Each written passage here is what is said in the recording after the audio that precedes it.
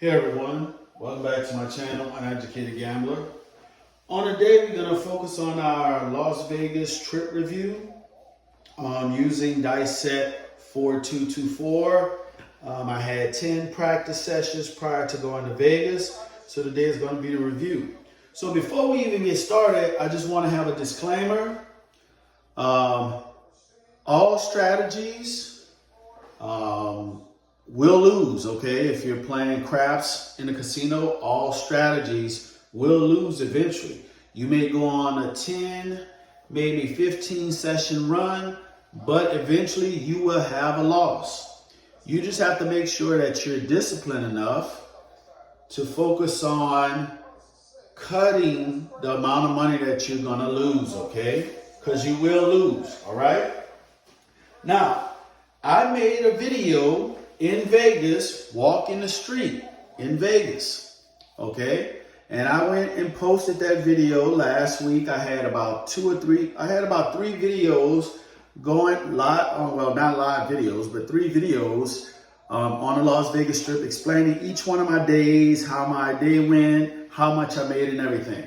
Well, unfortunately, I uploaded the first video and it got flagged.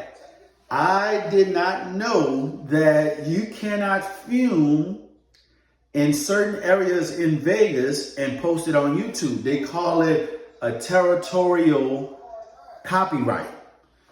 And where I was filming was, because I stayed at the Cosmopolitan, I walked the strip from the Cosmo past the Bellagio to go to the Flamingo, and I got hit with a territorial copyright infringement, so they said that I had to delete my video.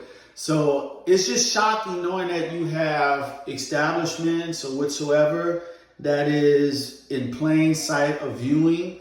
You can't record it. I see why now you have a lot of individuals who record on the outside of establishments on the strip. They have the camera facing themselves so they won't get territorial copyright stoppage on them, okay? Now, one of the points I want to explain is that when I was in Vegas, I listened to a lot of, I looked at a lot of YouTubers and they're doing the same thing, saying that, oh, Vegas is dead, Vegas is dead. Well, I don't know. When I was there, Vegas was packed. All the casinos was packed. You had more young generation individuals than older generation individuals. Vegas was packed. The clubs were packed, okay? I only played at all MGM properties, okay? Now, I went into some Caesars property. I didn't go to Fremont Street. I did not go past the Flamingo, okay? I did not go past the Flamingo. But from the Flamingo all the way to the front of the strip, it was packed. The streets were crowded in the evening time, okay? After the sun went down. Yes, it got to 110 degrees, okay? So again, I don't know if everybody just jumped on the bandwagon because that's what everybody is getting views on, to say that Vegas is dead. But to me, Vegas is not dead. People are still spending money. It's just ridiculous. It may be not as crowded as it used to be, but they have a lot of people gambling, all right? So let's look at this dice set. 4-2, 4-2, 2-4, okay? 4-2, 2-4. Now, this is the dice set that I practiced in my previous dice set series. And when I practiced the dice set, I practice in accordance to the length of the table that I'm playing on and the position that I'm playing on. I play stick left 1. I don't play any other position but stick left 1. And how I have my table set up and where I throw in my practice is the same length that I play on other tables. Now, I play on 12-foot tables or 10-foot tables. Okay, well, 12-foot tables. I play on 12-foot tables, and from where I'm standing to the end And the 12-foot tables to me are the shorter tables. I've seen some big long tables. But here, I play on 12-foot tables. I don't play on anything larger than that, okay? Now, day one, staying in the Cosmopolitan. I go to the Cosmo to play. In my opinion only,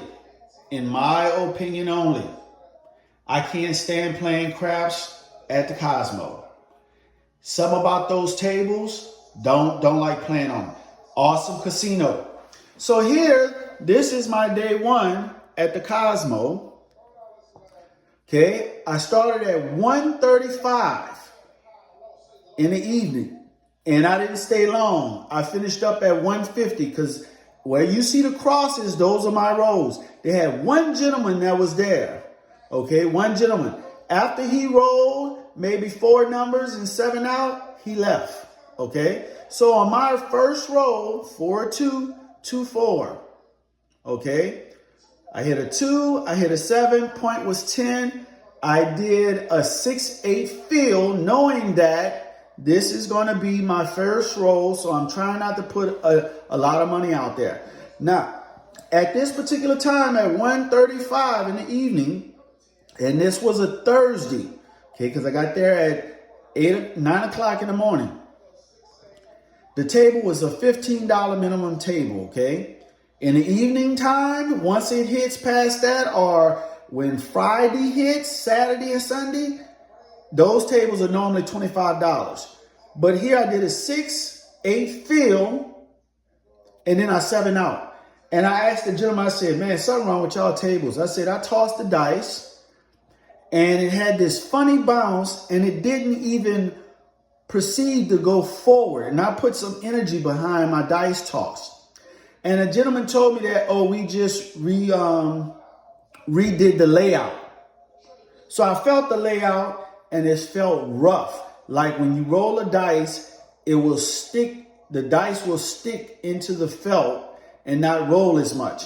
So here, another person came and they rolled, and I'm like, okay. So I said, I'm gonna give it another try. On my second toss, I did a 0.7. I'm like, okay, what the deal? Then I'm at the table by myself. I did a 9, and I rolled 4 numbers and 7 out. Then the next one was 0.7. I'm like, this is unreal. So already I'm down $300 in a matter of 15 minutes. I'm like, you know what? I'm out of here. Can't stand those tables.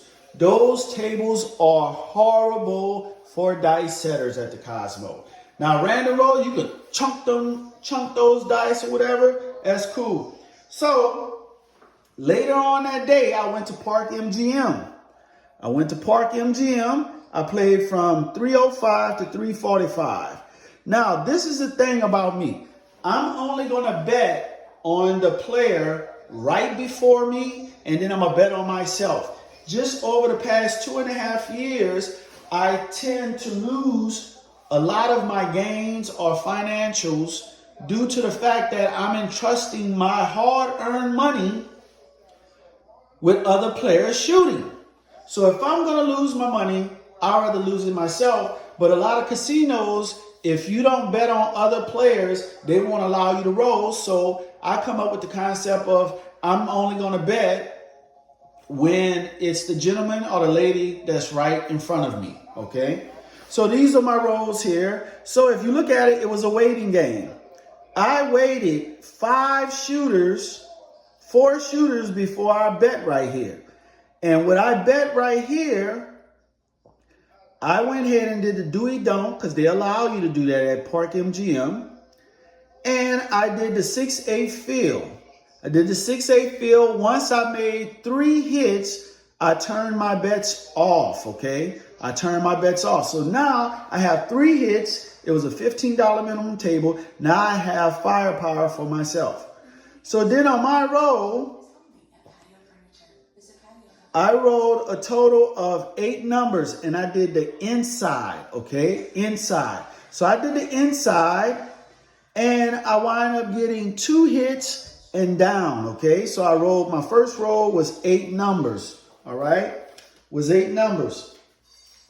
Then after that, I did the unthinkable. I go ahead and start betting on others. Started betting on others. And these 2 other rolls, I bet on the guy that was right after me. Let me see here, hold on, let me see. I bet on a gentleman that was right after me right here, and 44 inside, I lost. Then I bet on the next person after him because I was just anxious first day, and I lost again. So I lost a total of $66. I lost a total of $66 at Park MGM. Now, this is just me. Gambling in a casino is a very expensive sport, whatever you call it. It's very expensive. When you compare gambling to your hourly wage that you worked hard for and you put sweat and tears in it just to make that money, gambling is expensive. If you're making $40 an hour, now I don't know how much people make, but let's just hypothetically say if you're making $40 an hour, that's a lot of work that you had to endure just to get those $40. And you're not even getting the whole $40 because Uncle Sam got to get his part, FICA, Medicare, Social Security, everybody got to get their part. But here, you go ahead and do 66 inside. So this is $40 right here that you worked hard for a whole hour. And here you did $66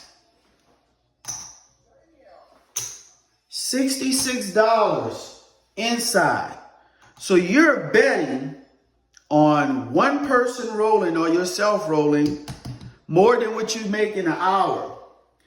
And then in 2 rolls, they 7 out. So you may have won this, you may have won $36, but you lost the $66.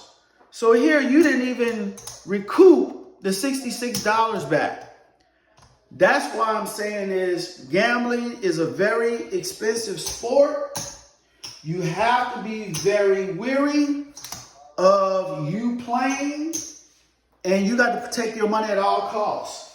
What I've seen in Vegas, people are gambling like there's no care in the world, like they making $1 million a year, or they ripping people off and coming to Vegas and spending money like they don't care. I just don't understand it. Now, until I get my SOR as far as my 7 out ratio up, I'm gonna play the short game.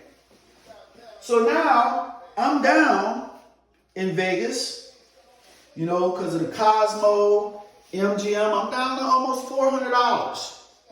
Now, this is just my suggestion, and it all depends on what crowd you like.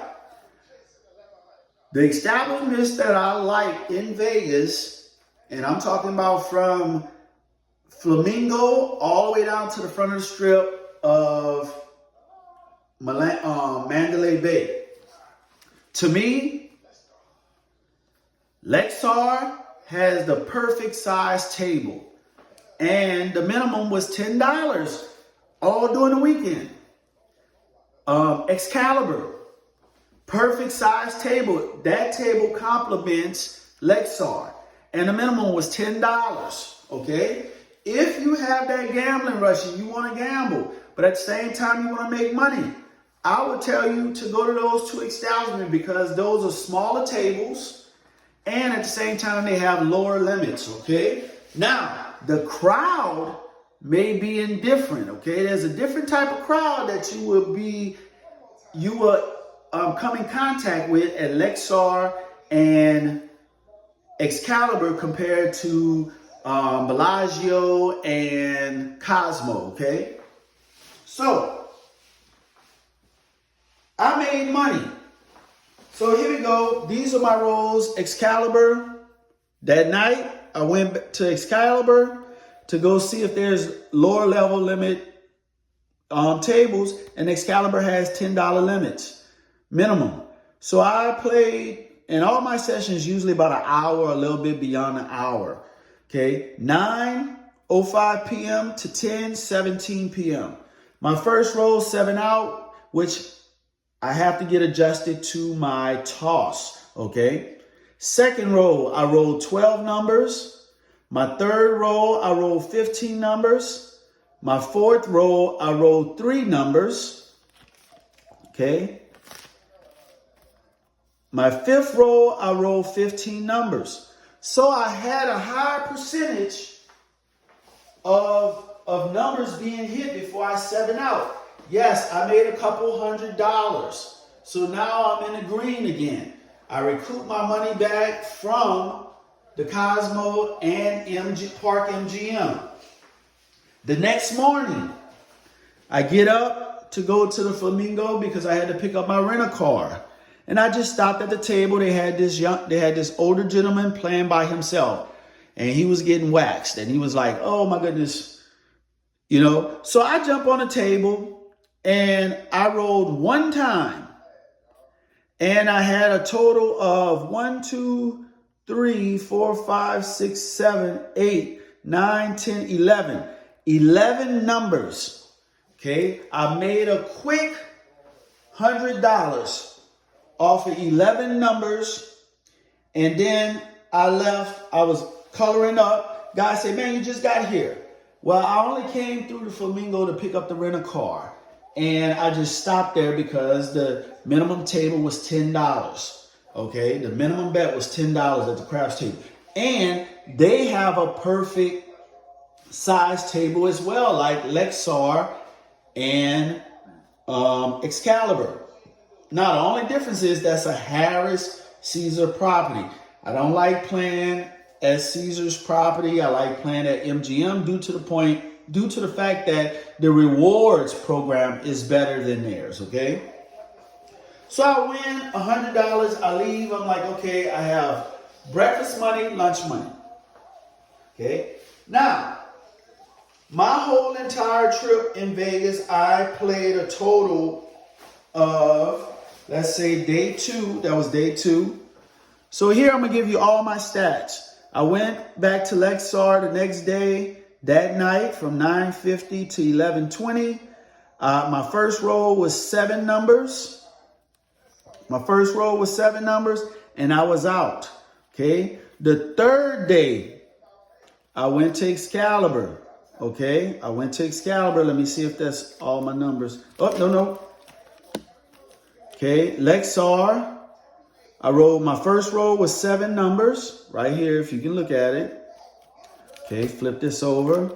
And I waited all these shooters. So I waited 1, 2, 3, 4, 5, 6, 7 shooters.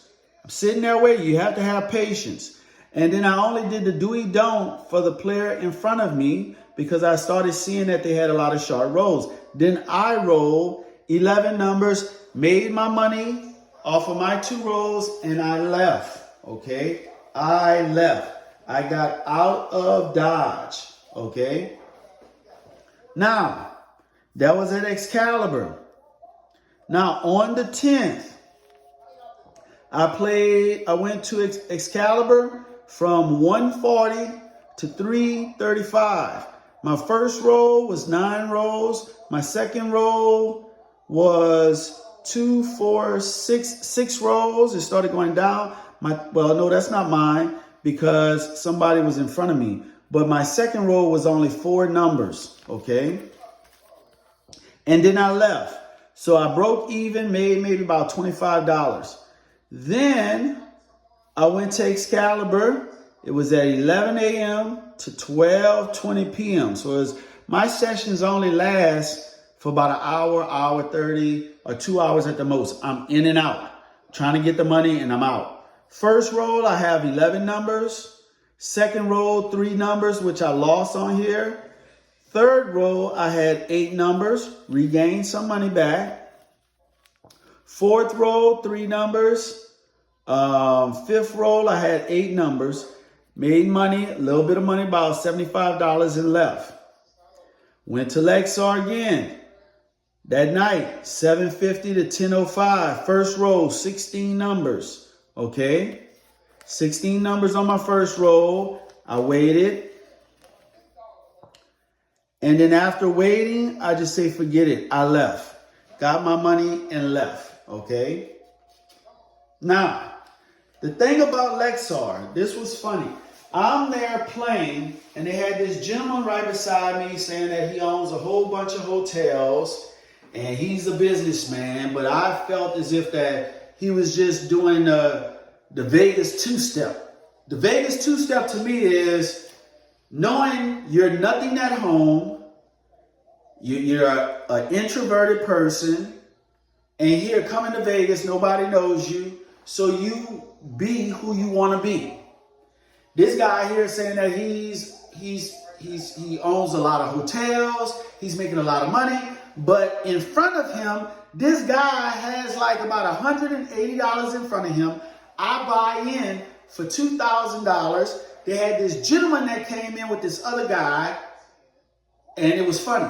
He started getting into beef with this other guy, and I'm thinking, okay, this guy is opening up his mouth and not knowing who he's talking to. I will tell anyone, when you're in a gambling establishment, you do not know the people that you're hanging around. They could be the baddest person out there. I don't care how bad you are. There's other people that's going to be bad, that's going to be worse off than you. But he was picking a fight. This guy who say he owned hotels is picking a fight with this guy, and this guy is with his friend. I look at his friend, he's tatted up, and lo and behold, what I see, this guy has cauliflower ears. So this guy is like a fighter or an MMA fighter. I'm talking about he got both of his ears are cauliflower ears, like he been getting busted up in the head. This guy here got knocks in his face. You look at his knuckles, his hands, you can see where his hands are bruised up. His knuckles are like just right, like he could just punch brick walls and break them. Tattooed up. And this guy is standing next to me trying to pick a fight with him and his friend. And I'm like, this guy just don't know. He about to get his ass whipped. He about to get his ass whipped. He was messing with the wrong one. So after the guy he was picking a fight with, the guy said, young man, you need to know who you're talking to before you open up your mouth and try to pick a fight, because you know your mouth gonna get you in a world of trouble because somebody's gonna bust your ass. Now this guy bought in for he had like $100,000 marker. Yeah, he was playing at a $10 minimum table, but they upped the maximum bet. This guy got a marker that was $100,000, but they gave him 30. He's betting $500 each round. And they going at it, verbally going at it. And he go tell the guy who's talking all that smack about he own hotels and he got plenty of money. He told the guy, man, get your little money and be gone, man. Be gone before you wind up getting yourself hurt.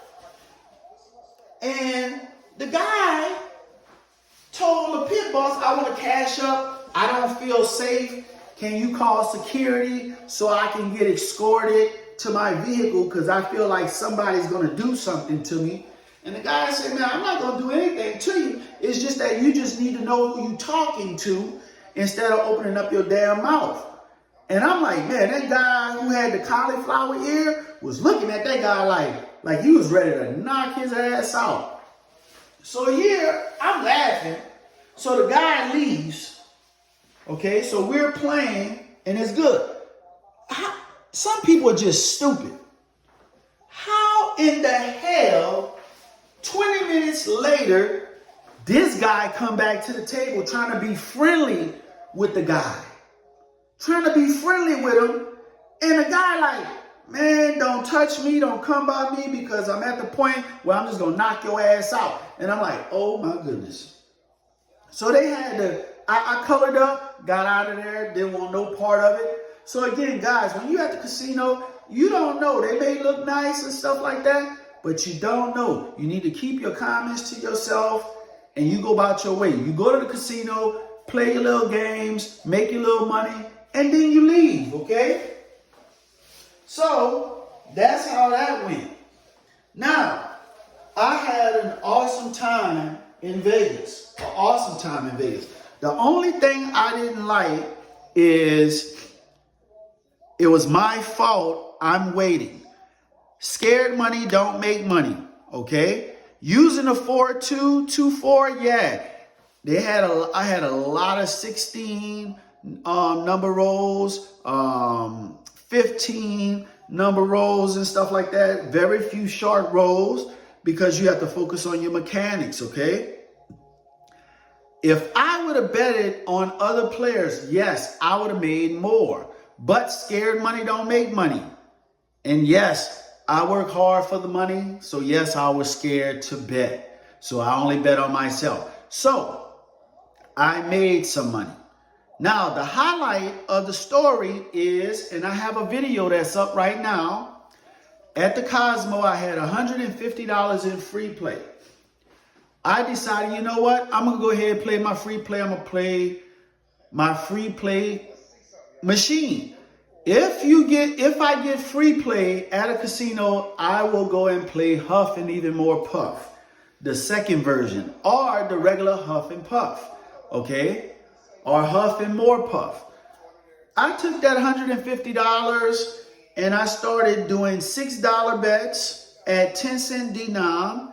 Then I did, after about losing $50, I got down to 100. I did $3 spins at 5-cent denom. And once I got to $50, even though I put $300 in the machine, or I put about $250 in the machine so they could look like I'm playing.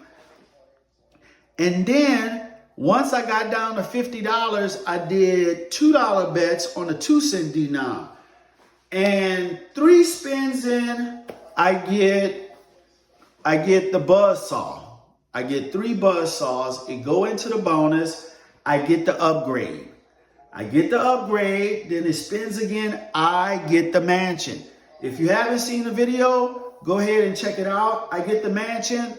I get the big screen, and I get all mansions. So I turned $150 free play into $1,150 right under a hand pay.